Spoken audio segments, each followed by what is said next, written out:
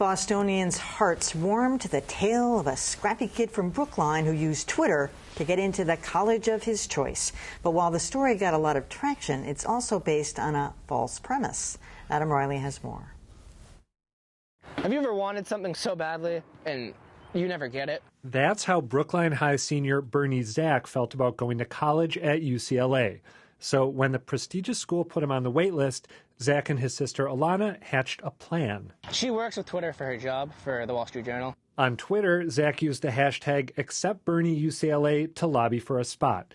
For example, every school needs a 5'8" center on their basketball team.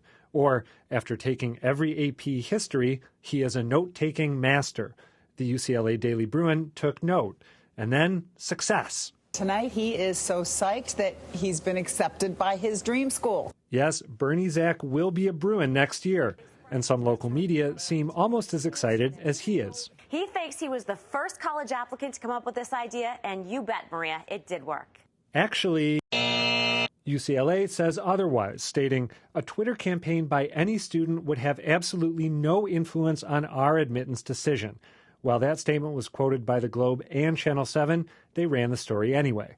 Boston Globe regional editor David Dahl tells Beat the Press, we thought it was a cute, entertaining, illuminating story that shows the degree to which a kid would go to try to get into a college.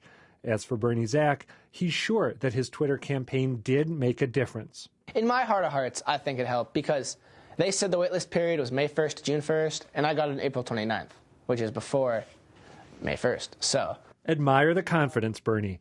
But on this one, we're going with UCLA.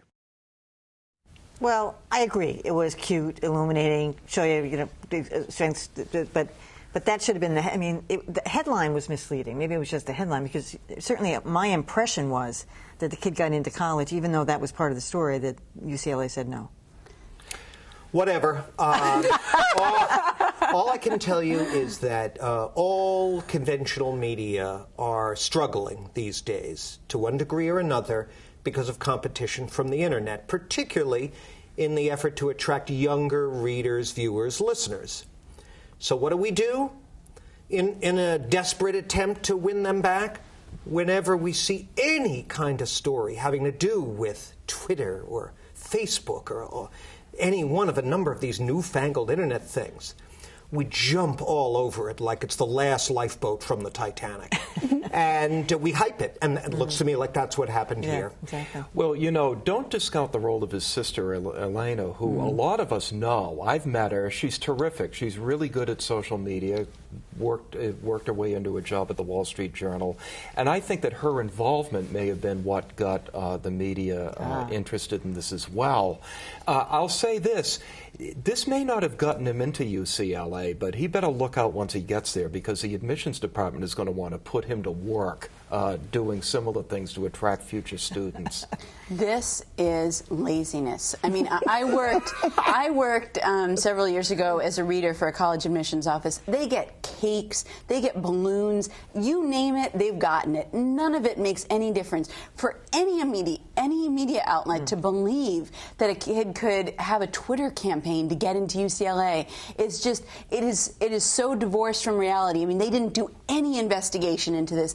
And I just feel like the way you hear people reporting it, like it's a cute story or, yeah, it worked out, that is such a surface, such a superficial treatment of something that is so clearly wrong if they took a look at it. You don't feel passionately about What this, a killjoy. Anyway, Come on. Whatever. What if it's a really good cake?